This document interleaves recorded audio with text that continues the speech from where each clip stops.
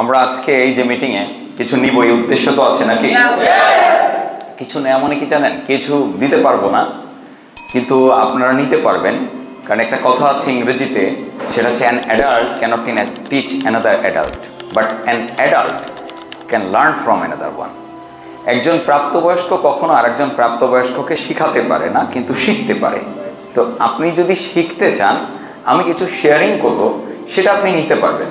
আর আপনাদের কাছ থেকে তো আমি প্রচুর শিখি, সেটা তো আপনাদের প্রায় বলি। You guys are a great trainer to me, because a lot of lessons usually I got from you in my life, in the journey of success. তো আজকে কয়েকটা বিষয়, কয়েকটা ফ্যাক্ট অফ সাকসেস নিয়ে আমি ডিসকাশন করব। তো এই ফ্যাক্টগুলোর ফার্স্ট ফ্যাক্ট হচ্ছে, পবিত্র কোরআনে আল্লাহ তাআলা এই ফ্যাক্টটা উল্লেখ করে দিয়েছেন। পবিত্র কোরআনের একটা অন্যতম ছোট সূরা হচ্ছে সূরা আসর। তো সূরা আসর শব্দের অর্থ হচ্ছে কাল, সময়। সূরা আসরের প্রথম আয়াত হচ্ছে ওয়াল আসর, মহাকালের শপথ, সময়ের শপথ। এখানে আল্লাহ সময়ের শপথ কাটার পিছনে আমাদেরকে অনেক বড় একটা মেসেজ দিয়েছে। উনি সময়ের শপথ নিয়েছেন, এর কারণটা হচ্ছে সময় অনেক ভ্যালুয়েবল। এইটা আল্লাহ এই আয়াতের মাধ্যমে আমাদেরকে বোঝাতে চেয়েছেন। এর দ্বারা কয়েকটা জিনিস, যে আমরা নির্দিষ্ট একটা সময় পেয়েছি এবং সময়টার জন্য আমরা কাজে লাগাই, ইউটিলাইজ করি। দেখুন, আপনাকে যদি বাবা বলে যে ঈদ শপিংয়ের জন্য তোমাকে 5,000 টাকা দেওয়া হলো, আপনি কিন্তু ওটার একটা বাজেট করেন যে এই 5,000 টাকায় আমি কি কি কিনবো। আমার এক জোড়া মোজা কিনতে হবে 200 টাকা দিয়ে, আমার একটা জুতা কিনতে হবে 1,500 টাকা দিয়ে। আপনি এভাবে বাজেট করে ফেলছেন, আমার একটা প্যান্ট কিনতে হবে, সেটা 1,500 টাকা, একটা শার্ট কিনতে হবে, একটা গেঞ্জি কিনতে হবে, একটা জাঙ্গিয়া কিনতে হবে, সেটার জন্য আপনি 500 বরাদ্দ করেছেন। অর্থাৎ আপনি 5,000 টাকাকে কিন্তু পুরো ক্যালকুলেশন করে ফেলেছেন এবং আপনি একটা লিস্টেড করে ফেলেছেন। এবং তারপরে আপনি শপিং মলে যাচ্ছেন যে আমি কোন শপিং মলে গেলে এই রেঞ্জের মধ্যে আমার প্রোডাক্টগুলো, আমার কাঙ্ক্ষিত এই যে জিনিসগুলো কিনতে চাচ্ছি, সেটা কিনতে পারবো। রাইট? এখন ফ্যাক্ট হচ্ছে 5,000 টাকা পেলে আপনি একটা বাজেটিং করতেছেন, কিন্তু টাইম পেয়ে আপনারা কজনই বা বাজেটিং করছেন জীবনে? আর এই ওয়াল আসরের মাধ্যমে আমাদেরকে বোঝাতে চেয়েছেন যে তোমরা সময়ের ভ্যালু দিলে সাকসেস হবে। পরের লাইনে আল্লাহ তাআলা বলতেছেন ইন্নাল ইনসানা লাফি খুসর, অর্থাৎ মানুষ ক্ষতির মধ্যে আছে। নিঃসন্দেহে মানুষ ক্ষতির মধ্যে আছে। এখন দেখেন, এই যে ক্ষতির মধ্যে আছে, মানুষ ক্ষতির মধ্যে আছে, কথাটা কত ভয়ানক। মানে সব মানুষই আমরা ক্ষতির মধ্যে আছি। কিন্তু তার পরের লাইনে আল্লাহ আবার বলে দিচ্ছেন ইল্লাল্লাযিনা আমানু ওয়া আমিলুস সলিহাতি ওয়া তাওয়াসাউ বিল হাক্কি ওয়া তাওয়াসাউ বিস সবর।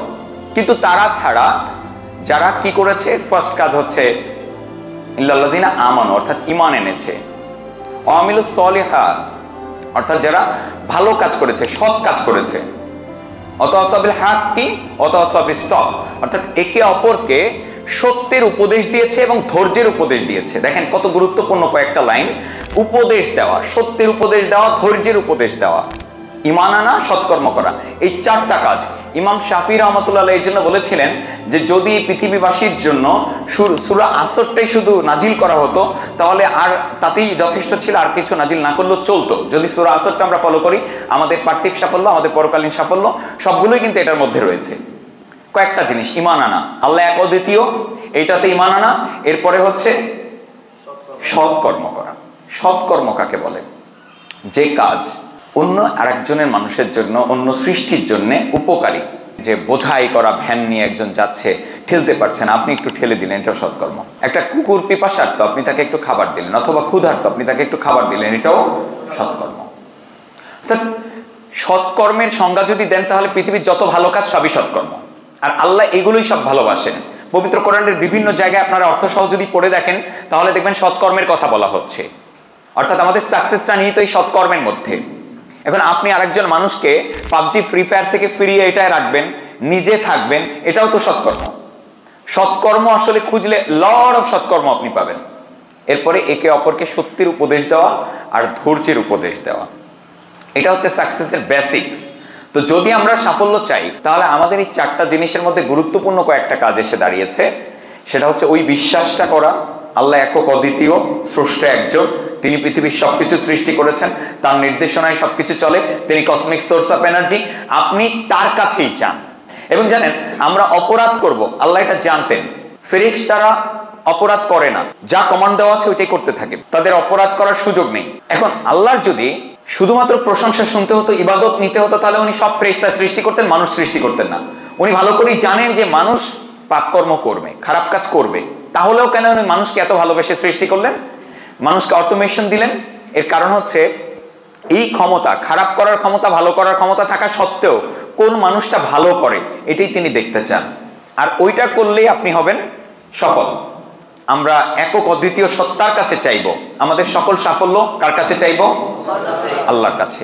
ভালো পার্টনার চান, আল্লাহর কাছে চান। আপনার টাকা দরকার, কার কাছে চাবেন? আল্লাহর কাছে চাবেন।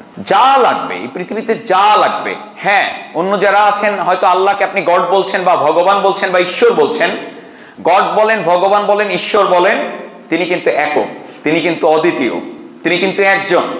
আপনি যা বলেই ডাকেন আপনি তার কাছেই চান, যা চাইতে হয় ওনার কাছে আপনি আপনার চাওয়া সব পেশ করেন, দেখবেন উনি আপনাকে দিয়ে দিচ্ছেন, কারণ তিনি আমাদের সব কথা শুনতে পান।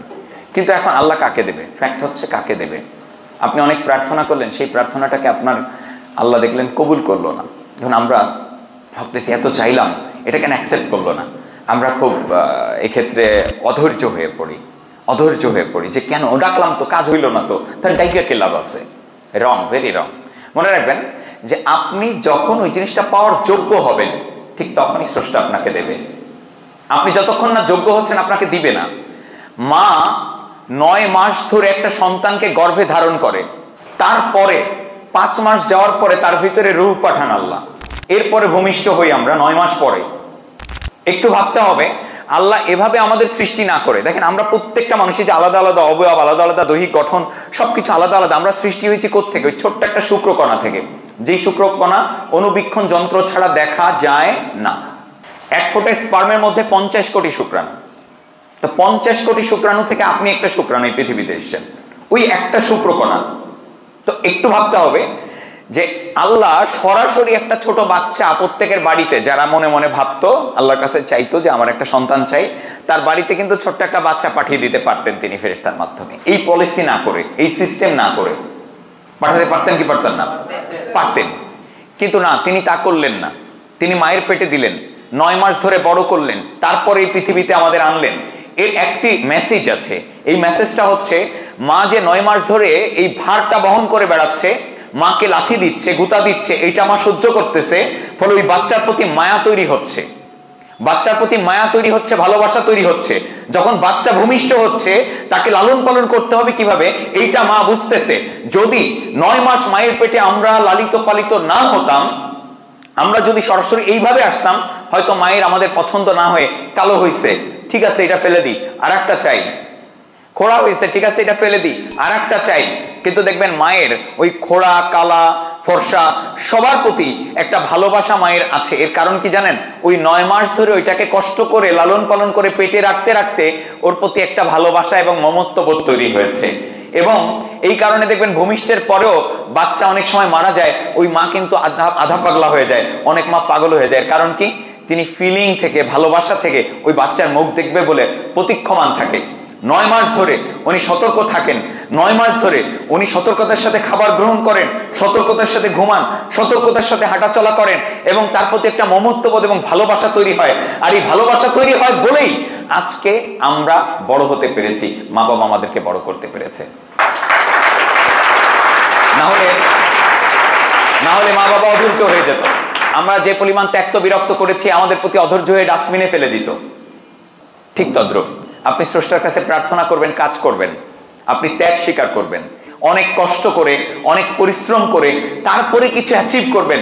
ওইটার প্রতি আপনার তৈরি হবে একটা দারুণ মমত্ববোধ, দারুণ একটা ভালোবাসা। আর যদি আপনি সহসাই পেয়ে যান, করা শুরু করেছেন অমনি পেয়ে যান, তাহলে আপনি একটা ডিস্ট্রিবিউটরের ভ্যালু বুঝবেন না। একটা ডিস্ট্রিবিউটর দামি, তার ক্যারিয়ারটা যে দামি এটা আপনি বুঝবেন না। আপনি একটা প্ল্যান শোতে বসেছেন, this is a important work, ডাক্তারদের চেয়ে ইম্পর্টেন্ট। ডাক্তার যেমন অপারেশন করে, এটা অনেক ইম্পর্টেন্ট, অনেক সতর্ক থাকতে হয়। একটা মানুষকে প্ল্যান দেখানো তার চেয়ে বেশি ইম্পর্টেন্ট। এর কারণ কি জানেন?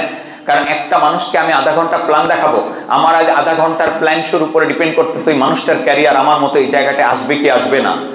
আমার প্ল্যান আমার আন্তরিকতার উপরে ডিপেন্ড করতেছে ওই মানুষের ভাগ্য এই সিস্টেম থেকে নির্মাণ হবে কিনা। তা আপনি যখন এগুলো করে কষ্ট করে একটা টিম করবেন, ওই টিমের প্রতি আপনার মায়া থাকবে। আপনি যখন একটা বিজনেস করবেন, ওই বিজনেসের প্রতি আপনার মায়া থাকবে। আর যদি এটা না করেন, এমনি পেয়ে যান, কারো কাজের মাধ্যমে পেয়ে যান, এটার প্রতি আপনার কোনো মায়া থাকবে না। এই জন্য কষ্ট করে অর্জন করার একটা মানসিকতা সেট করতে হবে আপনাদের, কষ্ট করার মানসিকতা। স্বর্গ সবাই চায় কিন্তু মরতে কেউ চায় না, ঠিক সাফল্য সবাই চায় কিন্তু কষ্ট করতে সবাই চায় না। কষ্ট করতে বললে বরঞ্চ আমাদের অপছন্দ লাগে, ভালো লাগে না। বাস্তবতা বলছি যে আমাদের যখন কষ্টের কথা বলা হয়, কষ্টের কোনো কাজ দেওয়া হয়, তখন আসলেই আমরা কিন্তু অনেক রকম কষ্ট থেকে বেঁচে থাকার, যদি বলে সকালে উঠো ঘুম থেকে, কমিউনিকেশন করো, না এটা কষ্টের। এই জন্য এটাতে আমরা কি করি, এটা থেকে কোনোভাবে কৌশলে এড়িয়ে যাওয়ার চেষ্টা করি। পড়াশোনা করো, কষ্টের। হ্যালো, পড়াশোনা করো কষ্টের, ট্রেনিং করো কষ্টের, বই পড়ো কষ্টের। তো এই কষ্টের কাজগুলো আমরা যতই এখন হাত তুলি যে না আমি কষ্ট করতে রাজি আছি, আসলে কিন্তু আমরা তা নাই। আপনি যখন কষ্ট করবেন তখন ওই জিনিসটা আপনার প্রাপ্য হয়ে যাবে। কিন্তু এখন কথা হলো আপনি কতটুকু কষ্ট করতে রাজি আছেন। ও কষ্ট এখন করবেন না, আরো পরে, ছোট মানুষ তো, বয়স হয়েছে 20, 18, নিজেদেরকে ছোট মনে করেন। শোনেন, সময় আসতেছে, বড় হয়েছেন, এত ছোট আপনি না, আপনি অনেক আগে অ্যাডাল্ট হয়েছেন, আপনি সেটা আমার চেয়ে ভালো জানেন। ওয়ার্ল্ডে আপনি রিসার্চ করে দেখেন, আপনার বয়সী বহু মানুষ বড় বড় কোম্পানির মালিক, প্রফেসর, লয়ার, মানে আপনার বয়সী মানুষ। আপনার বয়সী মানুষ কোটি কোটি টাকার মালিক। আপনার বয়সী মানুষ গাড়ি ওন করছে, সুপার কারগুলো ওন করছে। আপনি যত ভাবছেন যে না এখনো কাজের বয়স আসে নাই, ওইভাবে সিরিয়াস হওয়ার বয়স আসে নাই, আস্তে আস্তে হই, রং, আপনি ভুল করতেছেন। শোনেন, একটা জনপ্রিয় মেটাফোর আছে, মনে পড়ে গেল, বয়লিং ফ্রগ সিনড্রোম।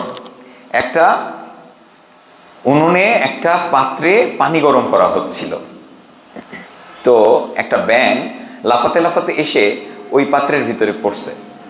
পড়ার পরে ব্যাঙের আবার এই ক্যাপাসিটি স্রষ্টা দিয়েছেন যে সে ঠান্ডা পানিতেও বাঁচে, গরম পানিতেও বাঁচে, শীতকালেও বাঁচবে পানিতে, গরমকালেও বাঁচবে পানিতে। অর্থাৎ তার দেহের তাপমাত্রাকে একটু সে কন্ট্রোল করতে পারে, নিয়ন্ত্রণ করে নিতে পারে। তো যখন ওই পানির ভিতরে পড়েছে তখন ব্যাঙ তার শরীরের তাপমাত্রাকে একটু অ্যাডজাস্ট করে নিয়েছে। কিছুক্ষণ পর পানি আরেকটু গরম হয়েছে, ব্যাঙ আবারও অ্যাডজাস্ট করছে, পানি আরো গরম হয়েছে, ব্যাঙ আরো অ্যাডজাস্ট করছে। কিন্তু একটা সময় পানি ফুটতে শুরু করছে, টকবক করতে শুরু করছে, তখন আর ব্যাঙ সহ্য করতে পারতেছে না। ব্যাঙ এবার চিন্তা করছে যে আমাকে লাফ মেরে বাইরে বেরোতে হবেই। কিন্তু ব্যাঙ যখন লাফ মারতে গেছে দেখে তার গায়ে আর শক্তি নেই, এবং সে ওই পানির ভিতর থেকে বেরোতে না পেরে ওই গরম পানিতে সেদ্ধ হয়ে মরে পড়ে আছে। মরা হচ্ছে ব্যাঙ, কিন্তু তার দেহের শক্তি ব্যয় হয়ে গেছে, সেই জন্য মরে নাই। হ্যালো, ব্যাঙ তার দেহের শক্তি ব্যয় হয়ে গেছে সব, এই জন্য মরে নাই। ব্যাঙ মূলত মরেছে, সে সঠিক সময়ে সঠিক সিদ্ধান্তটি নিতে পারে নাই। সঠিক সময়ে সঠিক সিদ্ধান্ত, এই যে এখন কাজ করার বয়স, আরে পরিশ্রম করার বয়সই তো এখন। মানে এই যে এক ধ্যানে এক মনে কাজ করার বয়সটা কিন্তু এখন, যেটা আমি করেছি, এক ধ্যানে এক মনে। আমার রাত নেই দিন নেই, বাহ কত দারুণ, আমার কারো ঝাড়ু খাওয়ার ভয় নাই, আমি যখন যাব তখন আমার দিন, আমি যখন থেকে দিন শুরু করব তখন আমার দিন, আর যখন আমি রাত মনে করব তখন আমার রাত। এর চেয়ে স্বাধীন লাইফ কিন্তু আর হবে না।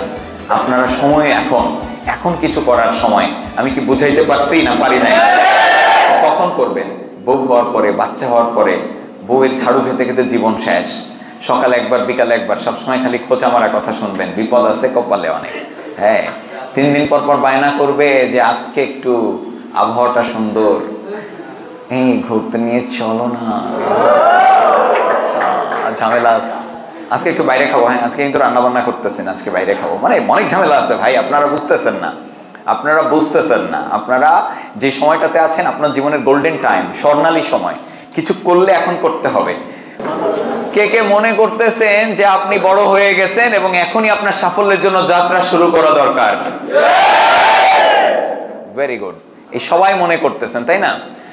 যে নিজেকে ছোট মনে করেন এবং মনে করেন না আমার তো এখনো বয়স হয় নাই, তারা একটা কাজ করেন, তারা আর কি করবেন, আজকে দেখবেন যে আপনার ডানো দুধ আছে কিনা মার্কেটে, সেটা কিনবেন, একটা বিগ সাইজের ফ্যামিলি প্যাকেজের ফিডার কিনবেন। হ্যাঁ, এইটা নিয়ে বাসায় গিয়ে আপনারা খেতে শুরু করেন। কারণ যত ছোট আপনি মনে করেন তত ছোট না ভাই। আপনি প্রেম বুঝেছেন অনেক আগে, ভালোবাসা বুঝেছেন অনেক আগে। আপনার জীবনে প্রেম আসছে আপনি 7-6 পড়াকালীন সময়ে, যখন আপনার বয়স 11-12। তো প্রেম আসলো থেকে যদি এতই আপনি অবুঝ হন? হ্যাঁ, শুনেন, আজকাল অনেক স্কুলের বাচ্চা, 8-9 বাচ্চাদেরকেও আমি দেখি যে লুকিয়ে লুকিয়ে বিড়ি খাচ্ছে, আরো যে কত কি এরা করে। এ তো আপনারা কাছাকাছি গিয়ে আমি এখন বলতে পারতেছি না, বললে সেটা ভাইরাল হয়ে যাবে আর কি, যেহেতু রেকর্ড হচ্ছে, এগুলো আমি বলতে পারছি না। But this is the truth, this is the truth, যে আমরা অনেক আগেই বড় হয়েছি, ঠিক আছে? তো ছোট আর মনে করার সুযোগ নাই, এখনই আপনার জীবনের জন্য সর্বোচ্চ। আপনি যদি ভাবেন না আমার সংসারের চাপ আসে নাই, ফ্যামিলির চাপ আসে নাই, পরে করব, বড় হয়ে নি, বিয়ে শাদী করি, বয়স 30 পার করি তারপরে করব, একদমই ভুল। আপনি এখন যদি করেন, 30 পার করলে আপনার বউকে টাইম দেওয়ার অনেক টাইম থাকবে, আপনার বাচ্চাকে টাইম দেওয়ার অনেক টাইম থাকবে। আপনি আর্লি রিটায়ার করবেন, এবং আর্লি রিটায়ার করে আপনি সেই সময় আপনার বউ বাচ্চাকেই দিনের অর্ধেক সময় টাইম দিলেও কেউ আপনাকে ঠেকাবে না, মাসের অর্ধেকটা টাইম তাদের সাথে ঘুরে বেড়ালে কেউ আপনাকে ঠেকাবে না। আপনার হাইয়েস্ট ওয়ার্ক এথিক্স, মানে যতটা আপনি দিতে পারেন একটা দিনে, এর চেয়ে বেশি আর দেওয়া যায় না। দেখেন, একটা গাছ ততটাই ফল দেয় যতটা তার দেয়ার ক্যাপাসিটি আছে, ততটাই দেয়। কিন্তু মানুষ একমাত্র প্রাণী, তার যতটা দেওয়ার ক্যাপাসিটি আছে সে ততটা দেয় না। আমাদের প্রত্যেকের ক্যাপাসিটি আছে একজন বিশ্বসেরা মানুষ হয়ে ওঠার, কিন্তু আমরা কি আমাদের হাইয়েস্টটুকু দিচ্ছি? নিজেকে কোশ্চেন করেন, আমরা কিন্তু আমাদের হাইয়েস্টটুকু দিচ্ছি না। একদিনে যতটা করা যায়। শোনেন, একটা ব্যক্তির 15 বছর যখন বয়স, বাবা মারা গেলেন। 25 বছর যখন তার বয়স, তখন তার মা মারা গেল। তার ছিল একটা বোন, আর এই মায়ের এই মৃত্যু দেখে, কিছুদিন আগে বাবার এই মৃত্যু দেখে, ফাইন্যান্সিয়াল কন্ডিশন ছিল জিরো, তার একটা মাত্র বোন, সেই বোন ট্রমায় চলে যায়। আর সেই ব্যক্তিটা আজকে বিশ্বের কাছে পরিচিত কি নামে জানেন? The king Khan, the king of Bollywood, Shahrukh Khan নামে পরিচিত। ব্যাপারটা হচ্ছে এই, আপনি ফাইট ব্যাক করেন সব সময়। আপনি হ্যাঁ পড়ে যাবেন না এমন না, আপনি পড়ে যাবেন। পৃথিবীর সকল পেশায় টেম্পোরারি হার্ড ডিস্ক থাকবে, সকল পেশায় টেম্পোরারি হার্ড টাইম আসবে, কঠিন সময় আসবে। সকল পেশা, পৃথিবীর এমন কোনো পেশা নাই যেখানে হার্ড টাইম আসবে না। আপনার এই পেশাটাতেও হার্ড টাইম আসবে। আপনি সুন্দর সময় পার করবেন, আবার হার্ড টাইম আসবে, কঠিন মনে হবে, কিন্তু মনে রাখবেন এই কঠিন সময়টা টেম্পোরারি। প্রত্যেকের কঠিন সময়টা হচ্ছে টেম্পোরারি। এই টেম্পোরারি সময়ে কখনো কুইট করবেন না। আপনি কি করবেন জানেন? প্ল্যান করবেন, থিঙ্কিং করবেন, অ্যানালাইসিস করবেন, আপনার কি ভুল আছে খুঁজে বের করবেন।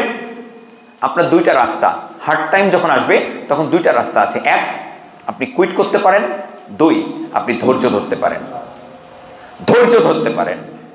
ধৈর্য আপনাকে বড় বানাবে। এক হচ্ছে কুইট করা, আপনি রাস্তায় ছেড়ে দিলেন, তো আপনি সব শেষ, আপনার সব শেষ করে দিলেন। আর একটা হচ্ছে আপনি প্যাশেন্স হলেন, ধৈর্য ধরলেন, প্ল্যান করলেন, ভুলগুলো খুঁজে বের করলেন, লিখলেন, নতুন উদ্যমে আবার ঝাঁপিয়ে পড়লেন, আপনি ফাইনালি গন্তব্যের দিকে এগিয়ে গেলেন। আমি একজনের কথা বলি, ইনি বায়োলজি টিচার ছিলেন ইউএসএতে। তো উনি স্বপ্ন দেখতেন ওই সময়ে যে স্পোর্টস জগতে কিছু একটা করবেন, এবং আস্তে আস্তে তিনি হলেন কি ক্রীড়া শিক্ষক, স্কুলের ক্রীড়া শিক্ষক, স্পোর্টস টিচার। এরপরে মানে বায়োলজি কিন্তু সুইচ করলেন, বায়োলজি থেকে চলে আসলেন স্পোর্টসে। এরপরে চলে গেলেন উনি কলেজ থেকে ইউনিভার্সিটিতে। তিনি এমন একজন ব্যক্তি যে 31 জন অলিম্পিক অ্যাথলিটকে উনি ট্রেন করেছেন, 51 জন অল আমেরিকান অ্যাথলেটকে ট্রেনিং করিয়েছেন, এবং 12 জন আমেরিকান রেকর্ড হোল্ডারকে উনি ট্রেনিং করিয়েছেন। এবং তারপরে উনি বুড়ো হয়ে গেলেন, কিন্তু রিসার্চ চালিয়ে গেলেন। তো উনি দেখলেন স্পোর্টসম্যানদের যে শুগুলো আছে এটা খুব ভারী। তো উনি তখন ভাবলেন যে আমি যদি এই শুয়ের ভারটাকে একটু হলেও কমাতে পারি, 200 গ্রাম হলেও কমাতে পারি, তাহলে কেমন হয়। উনি এটা নিয়ে রিসার্চ করতে শুরু করলেন, এবং তারপরে ইনভেনশনও করলেন। যে জুতা, যেই ফর্মুলা, উনি জুতা ফ্যাক্টরিগুলোতে ঘুরলেন, বিভিন্ন ফ্যাক্টরিতে গিয়ে বললেন যে আমার কাছে এই আইডিয়াটা আছে, আসেন আমরা একসাথে কাজ করি। কেউ ওনার কথায় রাজি হলো না। কোনো উপায়ন্তর না পেয়ে বুড়ো বয়সে উনি একটা ম্যানুফ্যাকচারিং ফার্ম করলেন, জুতার ফ্যাক্টরি করলেন। এরপর ওনার ওখানেই জুতা বানানো শুরু করলেন। আর ওনার এই আগ্রহ দেখে একটা ব্যক্তি ওনার ওই ফ্যাক্টরি ভিজিট করতে আসলো। ভিজিট করার পরে দেখলো যে হ্যাঁ ওনার আইডিয়া ভালো, ওনার যে আয়োজন ছিল এবং ওনার যা কিছু অ্যাক্টিভিটি সব কিছু অনেক ভালো, এটা দিয়ে সত্যিকার অর্থে অ্যাথলিটদের অনেক উপকার করা সম্ভব। তো সেই ব্যক্তিটা ওনার সাথে একসাথে কাজ করার ডিসিশন দিলেন, এবং তাকে বললেন যে চলেন আমরা তাহলে একসাথে কাজ করি। যে ব্যক্তিটা ওনার ফ্যাক্টরি ভিজিট করতে আসছিলেন ওই ব্যক্তিটার নাম ছিল ফিল নাইট, নাইকির প্রতিষ্ঠাতা ফিল নাইট। আর যে ব্যক্তিটা এই বায়োলজি টিচার ছিলেন ওনার নাম ছিল বিল বোরম্যান। এই বিল বোরম্যান এবং ফিল নাইট দুইজন মিলে তারপরে নতুন জার্নি শুরু করলেন, আর সেই জার্নিটা হচ্ছে নাইকি। আর নাইকি এখন সারা ওয়ার্ল্ডে বিজনেস করতেছে, অনেক টপ ব্র্যান্ড। এটা কি জানেন, ওই যে ওনার যে প্যাশন উনি ভোলেন নাই, রিজেক্টেড হয়েছেন কিন্তু প্যাশন ভোলেন নাই। আপনার যদি প্যাশন থাকে যে আমি বড় হব, আমি পাবলিক স্পিকিং জগতে যাব, মানুষের জীবনের উন্নতি করব, তো আপনার এই প্যাশনের পিছনে আপনি বছরের পর বছর দিয়ে দেন, কিন্তু কখনো হাল ছেড়েন না। Change the plan, never change the গোল। একটা প্ল্যানের জায়গায় 10টা প্ল্যান বানান, একটা প্ল্যান কাজ করছে না তো আরেকটা প্ল্যানে যান, বাট নেভার চেঞ্জ দ্য গোল। তো আমি আপনাদেরকে কয়েকটা ফ্যাক্ট কিন্তু বলেছি যে আপনাকে প্যাশনেট হতে হবে। এই ব্যবসাটা করতে আসছেন, হার্ড টাইম আসবে না তা না, অনেক হার্ড টাইম আসবে, আপনার নিজের কারণে আসুক আর যে কারণেই আসুক। আপনি জীবনে হার্ডিজ আসছে আর ওই সময় আপনি কুইট করেন, তো আপনি সারা জীবনের জন্য আপনার স্বপ্ন ভুলে অন্য রাস্তায় চলে গেলেন। আর যদি হার্ড টাইমটাতে আপনি ধৈর্য ধরেন, নিজের ভুল খুঁজে বের করেন, নতুন প্ল্যান করেন, নতুন আইডিয়া জেনারেট করেন এবং সামনে ফরওয়ার্ড করেন, তাহলে আপনি জীবনে সাফল্য অর্জন করতে পারবেন। তো আগে একটা প্যাশন চাই। 1500 লোকের উপরে একবার গবেষণা চালানো হয়েছিল, 1500 পিপল। আমেরিকাতে আজব গবেষণাটা করা হয়েছিল। 1500 লোককে জিজ্ঞেস করা হয়েছিল যে তোমরা যে কাজ করবা সেটা কি টাকার জন্য করবা নাকি প্যাশনের জন্য করবা। 1400 মানুষই বলেছিল যে আমি টাকার জন্য করব, আর 100 জন ব্যক্তি মাত্র বলেছিল যে আমি প্যাশনের জন্য করব। তো যখন 20 বছর পরে রিসার্চ করা হলো ওদের উপরেই, আবার রিসার্চ করে দেখা গেল যে সাকসেসের হার ওই 100 জনের মধ্যে বেশি, আর ওই 1400 জনের মধ্যে সাকসেসের হার খুবই কম, 1% 2%ও হয় নাই। তারপরে তারা একটা গবেষণা রিপোর্ট প্রকাশ করেছে যে যদি কেউ কোনো কিছু প্যাশনেট হয়ে করে, ভালো লাগা থেকে করে, যেমন গার্লফ্রেন্ডকে আপনি টাইম দেন ভালো লাগা থেকে, 5 ঘন্টা কথা কন, এই জায়গায় তো আপনি টাকা খোঁজেন না। বন্ধুদের সাথে আড্ডা দেন 4-5 ঘন্টা, এখানে তো আপনি টাকা খোঁজেন না। কই আপনি আড্ডা দেওয়া বন্ধ করছেন কোনোদিন? আরে ধুর, ওদের সাথে আড্ডা দিয়ে আমার টাকা আরো খরচ হয়, টাকা আসে না, তো ওদের সাথে আর আড্ডা দিব না। আপনি কোনোদিন এটা করেন নাই। আপনার জীবনের 20 বছর পার করলেন, 25 বছর পার করলেন, আপনি ওদের সাথে আড্ডা দিয়েই যাচ্ছেন, কারণ আপনি মজা পান, ভালো লাগে। তো এই বিজনেসটাই যদি আপনার মজা তৈরি করতে পারেন, তাহলে মজা কি হবে জানেন? বিজনেসটা মজা তৈরি করলে টাকা আপনার কত আসলে আপনি এটা দেখবেন না, আপনি প্যাশন থেকে করবেন। যে কাজটা পারেন না ওটা শিখে নেবেন, আর প্যাশন থেকে করতে করতে করতে করতে টাকা আপনার এমনিই আসবে। কারণ প্যাশনেট হয়ে একটা পেশায় যখন আপনি কাজ করবেন, আপনার কাছে টাকা আসতে থাকবে, বিকজ আপনার ভিতরে ঢুকছে যে আমি এখান থেকে কিছু করবো, এটা ভালো লাগা থেকে আমি করি। যেমন ধরুন আমার কোনো দিন টায়ার্ডনেস আসে না কেন সেশন করাতে, কাজ করতে, প্যাশনেট আমি কাজটার প্রতি, আমার ভালো লাগা থেকে আমি করি। 4-5 ঘন্টাও দাঁড়িয়ে দাঁড়িয়ে ট্রেনিং করার অভ্যাস আছে, করানোর অভ্যাস আছে, দুটোই আছে। সো সেটা কি আমার প্যাশন থেকে করা। Are you clear? প্যাশনেট হয়ে যান আজকে থেকে যদি কিছু সত্যিকার অর্থে পেতে চান।